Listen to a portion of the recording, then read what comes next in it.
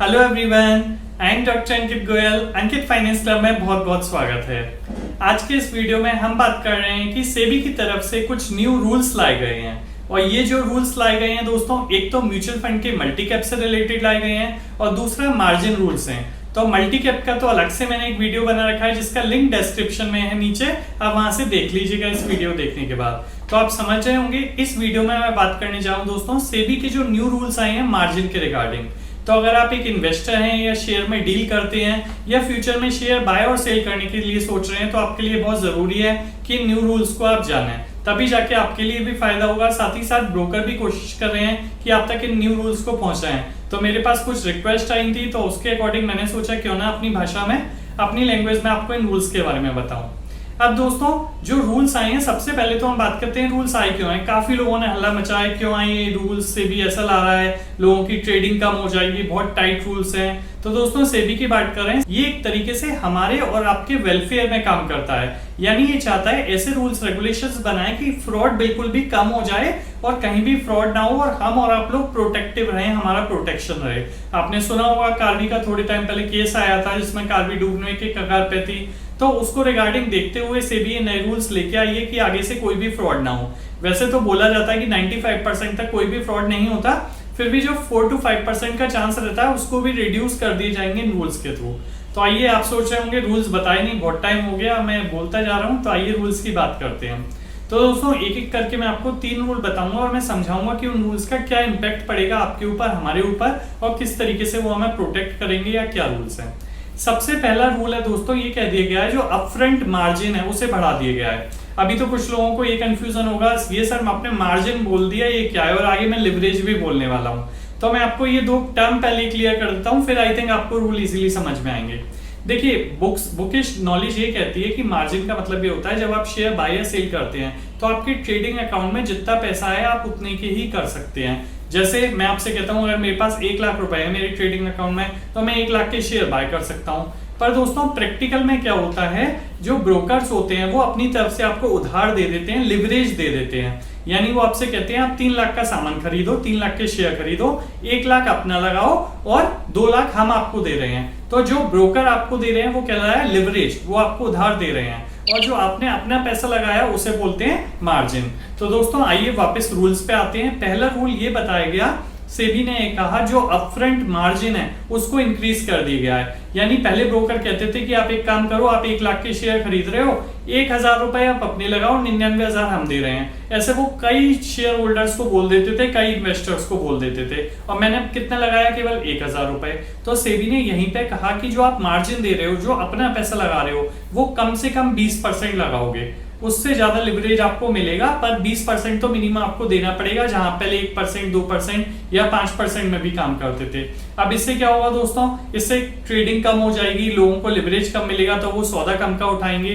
पर ऐसा हुआ क्यों, सेबी ने ऐसा क्यों किया, ये मैं आपको एक एग्जाम्पल लेके समझाता हूँ। पहले दोस्तों क्या होता था, जो आपके स्टॉक एक्सचेंज है ये एक रेस्ट्रिक्शन रखते थे मार्जिन के फॉर्म में। यानी अगर ब्रोकर सपोज कर लीजिए 1 लाख के शेयर खरीद रहे हैं, यानी ब्रोकर के क्लाइंट्स, तो सेबी के जो रूल्स थे उसमें एक आ गया था स्टॉक एक्सचेंज में कि आप 22% हमें 1 लाख का 22,000, यानी 22,000 स्टॉक एक्सचेंज को पैसा दे दो और ब्रोकर के जितने भी क्लाइंट्स हैं वो 1 लाख की डीलिंग कर सकते हैं। अब उनमें क्या होता था दोस्तों, एक मान लो ऐसा इन्वेस्टर है, एक ऐसा क्लाइंट है जिसने 1 लाख के शेयर खरीदे और वो पूरे 1 लाख रुपए दे दिए। अब दूसरा क्लाइंट है, दूसरे क्लाइंट ने क्या कहा, मैं तो केवल 1,000 रुपए दे रहा हूँ और 99,000 रुपए मैं आपसे उधार ले रहा हूँ। ब्रोकर के पास क्योंकि 1 लाख रुपए पहले आ गए होते थे, उसे तो 22,000 रुपए चाहिए, या 2 लाख की ट्रेड की बात करें तो 44,000 रुपए चाहिए 20% के हिसाब से, या 22% के हिसाब से, 20% के हिसाब से तो 40,000 रुपए चाहिए। तो वो सोचते थे एक इन्वेस्टर से तो आ गया, और दूसरे को हम क्या करते हैं, दूसरे को हम लिवरेज दे देते हैं बहुत ज्यादा। ठीक है, तो इससे क्या हो रहा था, आप सपोज कर लीजिए 1 या 2 इन्वेस्टर से तो पैसे आ गए और बाकी को उन्होंने बहुत ज्यादा लिवरेज दे दिया। अब अगर नुकसान हो जाता था, फॉर एग्जाम्पल मैं यहीं पे एक एग्जाम्पल लेता हूं कि मान लो मैंने 1 लाख रुपए के शेयर खरीदे, और जैसे ही वो 1 लाख रुपए के शेयर जो मैंने खरीदे हैं, इसमें एक पॉइंट और जोड़ता हूं, उसमें 99,000 रुपए तो ब्रोकर के हैं और 1,000 रुपए मेरे हैं, क्योंकि ब्रोकर ने लिवरेज दे रखा है। आप सपोज कर लीजिए दोस्तों कि अगर वो 1 लाख 1,000 हो जाते हैं तो मैं 1,000 रुपए कमा लूंगा, क्योंकि 1 लाख के शेयर 1,000 में बेच दिए, 1 लाख 1,000 में, 1,000 मैंने लगाए थे और 1,000 का मुझे प्रॉफिट हो गया। बट अब अपोजिट सोचिए, क्या हमेशा फायदा होता है? नो। अब सपोज कर लीजिए वो 97,000 के हो गए, तो मैंने 1,000 रुपए लगाए थे पर मेरा 3,000 का लॉस हो गया। तो इसमें क्या हुआ दोस्तों, इन 3,000 में 2,000 रुपए अभी मैंने ब्रोकर को नहीं दिए हैं, मुझे देने हैं ब्रोकर को एज ए क्लाइंट। ऐसे बहुत सारे आपके क्लाइंट्स होंगे, उन सबका पैसा डूब गया मान लो, तो ब्रोकर पे तो बहुत पैसा आ गया उधार का, और वो पैसा डूब गया तो इन्वेस्टर भी दे नहीं पा रहा मान लो, तो ब्रोकर डूब जाएगा। और ब्रोकर डूब जाएगा तो जिस बंदे ने 1 लाख रुपए पूरे दिए थे वो भी पूरा डूब जाएगा। तो इसलिए कहा गया कि अब जो मार्जिन देना है वो इंडिविजुअल पर्सन को देना है, इंडिविजुअल क्लाइंट को देना है, इंडिविजुअल कस्टमर को देना है। यानी अगर मैं 1 लाख के शेयर खरीद रहा हूं तो 22,000 रुपए या 20,000 रुपए या 25,000 रुपए, वैसे 20% का फ्रंट मार्जिन बोला है, 20,000 रुपए मुझे देने हैं। अगर मैं 10,000 के शेयर खरीदता हूं तो 2,000 रुपए मुझे देने ही देने हैं कम से कम। इससे क्या होगा, जो आपका लॉस होगा, मान लो 20% तक लॉस हुआ आपका, तो जो आपने मार्जिन दे रखा है उसी से सेटल हो जाएगा। तो इससे क्या हुआ दोस्तों, रिस्क कम हो गया। जो इन्वेस्टर पूरा पैसा दे देते थे, पूरा मार्जिन दे देते थे, अब वो डूबेंगे नहीं उनके पैसे, ब्रोकर नहीं डूबेगा और ब्रोकर के पास भी पैसा होगा जिससे वो उनका प्रॉफिट लॉस सेटल कर सकता है। तो आई होप आपको समझ में आया होगा पहला रूल। अब इसमें दोस्तों एक पॉइंट और है प्लेजिंग का। अगर मान लो मैं कहता हूं मुझे 20,000 रुपए देने हैं 1 लाख की ट्रेडिंग में, पर मेरे पे 20,000 रुपए नहीं है, पर मेरे पे कुछ शेयर पड़े हुए हैं ऑलरेडी, तो मैं कहता था मैं उनको गिरवी रख देता हूं शेयर को, इनको प्लेजिंग बोलते थे। तो पहले गिरवी रखने के लिए, प्लेज करने के लिए आपको ब्रोकर के अकाउंट में डालने पड़ते थे। ब्रोकर के पास एक पूल अकाउंट होता है, उसमें वो शेयर आपको डालने पड़ते थे। ऐसे सारे इन्वेस्टर्स के पूल अकाउंट में आ जाते थे। अब मान लो किसी वजह से ब्रोकर डूब गया तो आपका जो प्लेज में शेयर्स पड़े हैं वो भी डूब जाएंगे। तो सेबी ने ये कहा कि प्लेज आप ब्रोकर के पूल अकाउंट में नहीं करोगे, आपको अलग से क्लियरिंग सेटलमेंट होता है एक अलग से, जो कि सेबी और स्टॉक एक्सचेंज का ही होता है, आप उसमें प्लेज करो। तो उसमें क्या होगा, उसमें आपके शेयर कभी भी नहीं डूबेंगे। तो कभी भी आपको प्लेज करना है, मतलब मार्जिन के फॉर्म में पैसा ना देके शेयर को प्लेज करना है, तो आपके जो का टर्मिनल होगा उस पर प्लेज का एक ऑप्शन होगा, आप वहीं से जाके प्लेज करेंगे और ये क्लियरिंग सेटलमेंट हाउस के पास जाएंगे प्लेज होके शेयर। अगर आपने मार्जिन ले लिया और आप उसको पे नहीं कर पाए तो आपके जो प्लेज किए हुए शेयर है वो बेच सकता है। तो आई थिंक आपको पता लग गया होगा कि अपफ्रंट मार्जिन क्यों बढ़ाया गया और इससे क्या फायदा है। अब दोस्तों हम दूसरी बात कर लेते हैं। दूसरा पॉइंट मैंने लिख रखा है, मैं एक बार पढ़ देता हूं। इसमें लिख रहा है cell proceed of intraday can not be used for taking new, आप कह सकते हैं न्यू पोजीशंस बोल सकते हैं। तो दोस्तों इसमें मैं आपको बताता हूं इसमें एक्चुअली है क्या। जो हमारा सेटलमेंट साइकिल है वो T+2 डे है।